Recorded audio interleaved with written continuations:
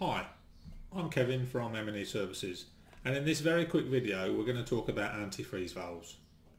Why do we use them?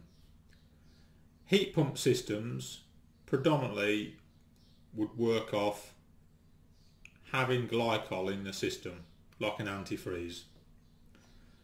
What we've learned is that the specific heat capacity of water exceeds a glycol system. So it's better for the whole system to run with pure water. Not only that, it's easier to refill your system, fill your system, drain your system, vent your system. So if the customer wanted to vent the radiators and they had glycol previously, where you'd lose pressure, you'd have to top it up with glycol. It's not easy for a homeowner to do that. But traditionally, a homeowner, a lot of them, know how to vent a radiator. If they don't, we show them, and it's easier then to top it up because it's on fresh water. There's one drawback with not using glycol, is if you have a power cut and the temperature is getting to below zero, your whole system could freeze. So this is where antifreeze valves are used. So you get all the advantages what we discussed before just by fitting these valves. So let's have a look at them. So the ones we install are a Caleffi, I can't get my hand right, a Caleffi antifreeze valve. So they come just in a box, and within the box there is the valve. We'll have a look at that in a sec. And some instructions. There's only one or two things really on there to be concerned about. So as we look at the antifreeze valve, these little caps will come off,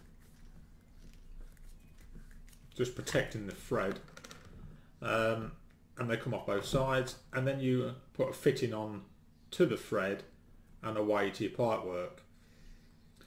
There's a thermostatic cartridge at the bottom, of which can be cleaned out or exchanged if they become faulty or dirty. So there's not much really to talk about that, other than this is the drain from it. So when the valve is working, it just drips out the bottom. And inside there's just a little lever that operates. This will this thermostatic cartridge will push that pin up and allow a flow of water. So that's what it looks like, and you install them so they're no lower than 150 mil off the floor, which is in the instructions. And it's advisable to put one on the flow and one on the return, not for them to drip on one another because that can make the tops freeze, and that they're at least 10 centimetres apart. Other than that, they don't tell you much. They come with a flat face, so this is where they haven't really thought the design through for pipe fitters and installers, because if they'd made this as though it could accept a pipe, a nut and an olive without reducing the bore size, that'd be perfect, but nothing's perfect. So what I've seen lots of different fittings being used. Some people will use a barrel fitting, a female iron. The problem being is a lot of people are reporting leaks because the thread depth on these valves are not enough to get a good connection on. Cylinder union connections, number 68s, them kind of things can be used, but we found these straight male union connectors from Express the best thing we can use.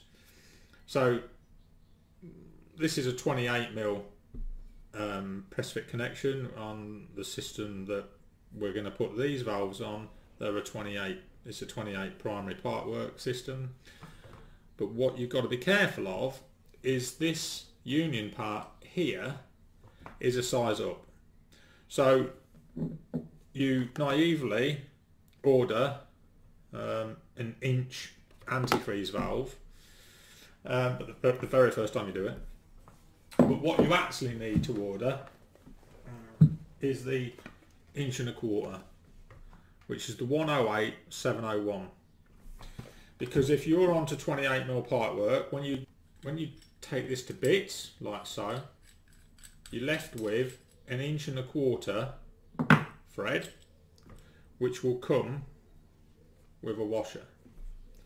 So if we take our 1.25 inch antifreeze valve, which incidentally isn't that much more expensive than the inch,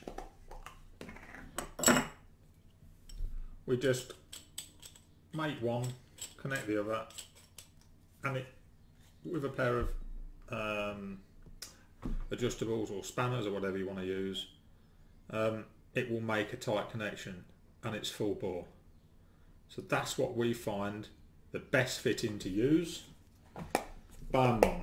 They are quite expensive. You've got to have a press gun. I appreciate all that, but I suspect most heat pump installers are using press guns.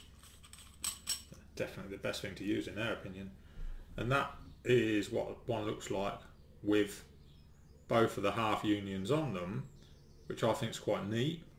And that's probably no more than 150mm to take up in your part work. Obviously then you've got to lag all your part work side either side, and you'll probably just have that showing, and that's it. The only other thing you could do to make the system better is to fit a couple of normally closed valves on the inside, so in the event of a power cut, the inside of the house is closed off with the valves, and we're only really concerned then with looking after the outside. When the power is restored, the normally closed will open back, they'll be energised. The thermostat will probably be kicking in, because mostly when these temperatures are going to be dropping, it's probably going to be in the middle of the night, but there's a thermostat on the heat pump that will kick it in. Everything's restored. Worst case, you're going to lose some pressure, you're going to wake up in the morning, it's going to be cold, you're going to have to top the pressure back up, and you're away again. So I hope this video has helped a little bit, and I hope Caleffi can just redesign it slightly to include nuts and olives to come as standard, because it'd be so much better. Until next time, thank you for watching.